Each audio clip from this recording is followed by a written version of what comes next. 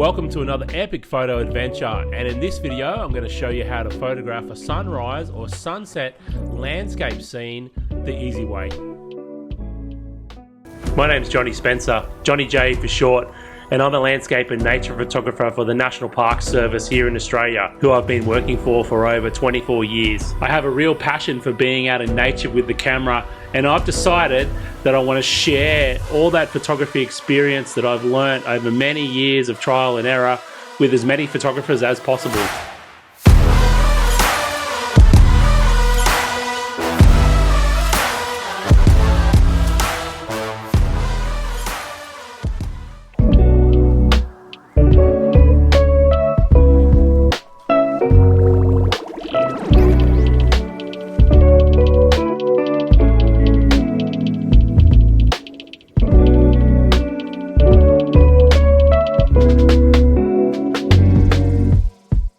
Hello, good people. Look at this business. What's that? It's looking good out there. We've got this beautiful cloud up here hanging out, and we've got the sun rising over here. I'm here with my man Shano, and we're down at a little place called Wreck Beach. I absolutely love this location. Haven't been here for a little while. We haven't done a video, so it's looking okay. I reckon we're about 30 minutes away from sunrise. We're starting to get a bit of that glow now, and this cloud is blowing in. Oh, it looks really amazing. We've got some islands out here behind us. I think we might be in for a bit of a goer. So stick around and I'll find a composition. I'll talk you through what I'm thinking. All right, let's talk to you soon.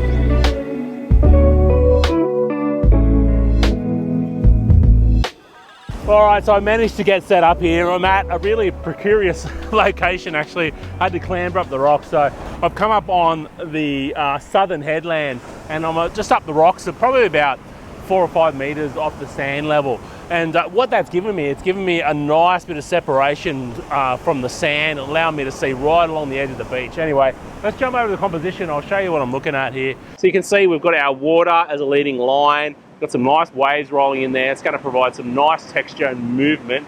So we're going to have to time that to get something. And then we've got all our headlands. So we've got the first headland there, and then that's that big point, and then this next looking one is actually Tom Marie, and then the little one sticking out is a bit of Yakaba, and then we've got Cabbage Tree, which is actually an island. And just to the right of Cabbage Tree, you might not be see it, it's really hard to see. Just over here we've actually got Broughton Island. So it's I'm really happy compositionally. I think if these clouds get in the frame here in a minute and we get some light, a lot of fingers crossed, but that's photography for you. You just never know which way it's going to go. But if we get these clouds blow in, we get this right movement in the foreground, I think this is going to be a pretty nice image. It's shaping up to be something kind of special. So I absolutely love this location. It's just a little remote beach in the heart of Tom Marie National Park, and oh, I just love being out here. Once that light kicks on a little bit more, I'll talk you through my camera settings. There is some nice tones coming through now. I think this is going to turn out to be really nice. All right. You may have realized already that I'm not shooting directly into the rising sun, and there's a reason for that. It's twofold. One is I want to get the side light on those beautiful headlands and mountains there in front of me, and also it makes my life so much easier because I'm not having to deal with that high dynamic range scene with those dark shadows and those super bright highlights that you get when you're shooting directly into the rising or setting sun. I'll get into a bit more detail later on about how this can make your life so much easier when you're out capturing sunrise or sunset. We're starting to get some really lovely pink tones now. I think it's time to start shooting, and our cloud is starting to blow off a little bit as well, but that's okay. You know, it's still lovely out there, and I still think we're going to get some nice side light on these hills and maybe merge with these pinker magenta sort of tones we're getting out there. We might end up with a nice photograph, I reckon. So let's jump over to the camera here at the moment. So I'm on f8, ISO 100 there, and you can see on 1/5, and I'm just watching to make sure my sky isn't clipping there.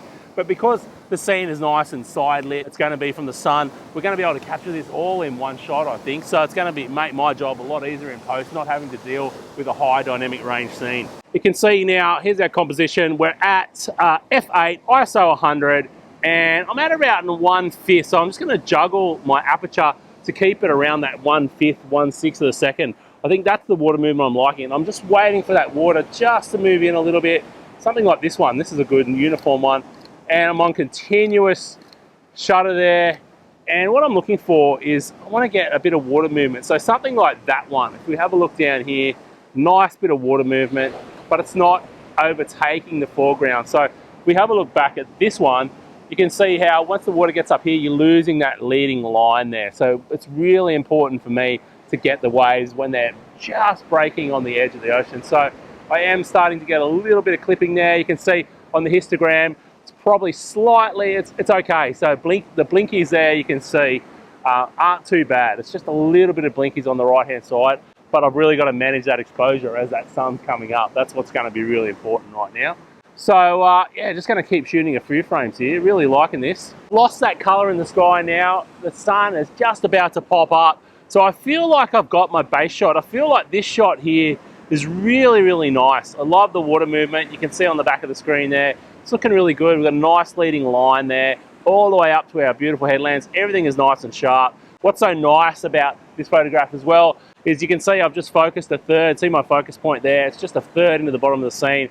Anywhere from f8 to f16, everything is going to be nice and sharp because everything's so far away. It really makes things super easy when your foregrounds aren't as close like they are out here. I hope you're really enjoying this video, and I'd really appreciate your support below by subscribing. It's just like following on other social media networks, and I'm going to send you a new landscape and nature photography video every single week. And don't forget to hit the bell for notifications, and let's get back to our regular scheduled program. This is looking really good. So I am thinking, my gut feeling is now, unless we get some epic cloud blow in from somewhere, which may happen, there's a little bit of cloud out there starting to move in, but I feel like we've got our base shot.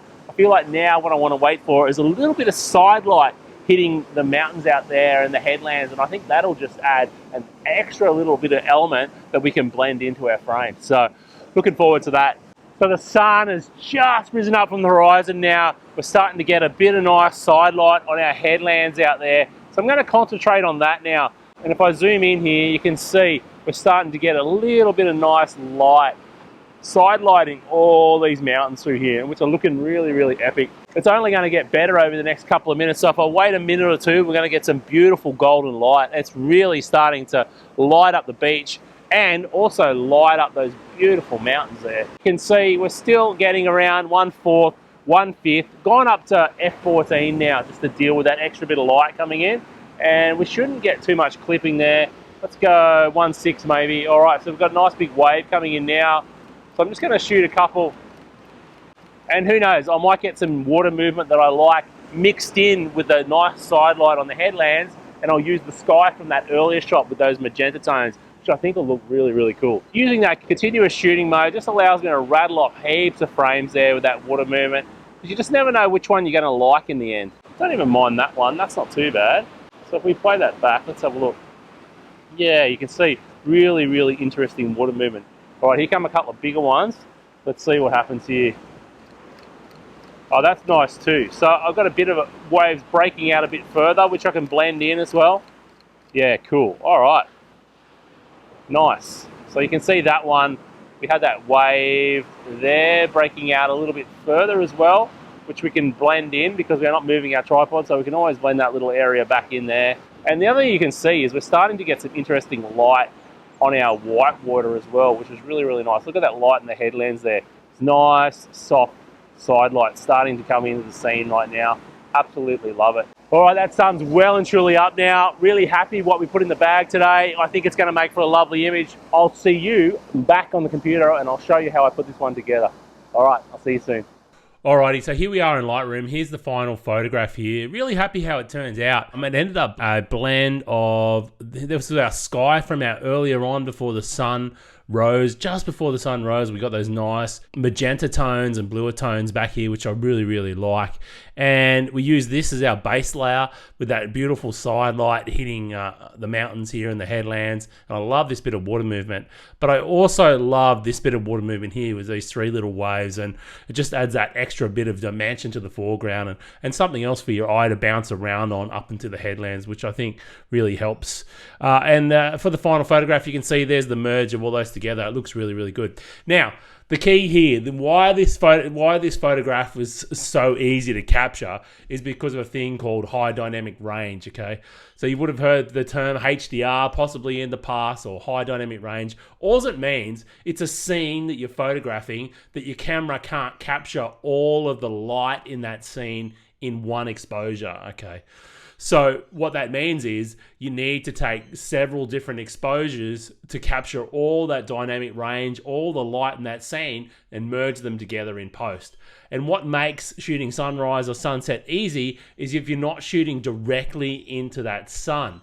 As you can see, I'm shooting 90 degrees away here, and I was able to capture everything in one frame, okay? And that's what makes shooting sunrise and sunset super easy. You can shoot 90 degrees away and still get some cool color sometimes, or 180 degrees sometimes and get some cool tones away as well. So when you're starting out, or you're trying to save time in your post-processing and you're still learning about HDR, or manually blending images together is another thing that you can do when you've got these multiple exposures, is shooting not directly into the sun. Shooting 90 degrees or 180 degrees is going to make your life so much easier, because you can capture all that light, all that dynamic range in one shot, okay? And here's an example. So if you can see, here's a final photograph of the same location. Another day I was there, but this is more of a high dynamic range scene. You can see the sun's in the frame where the shooting's directly into the sun. So to capture this frame, I've had to shoot one overexposed slightly for the shadows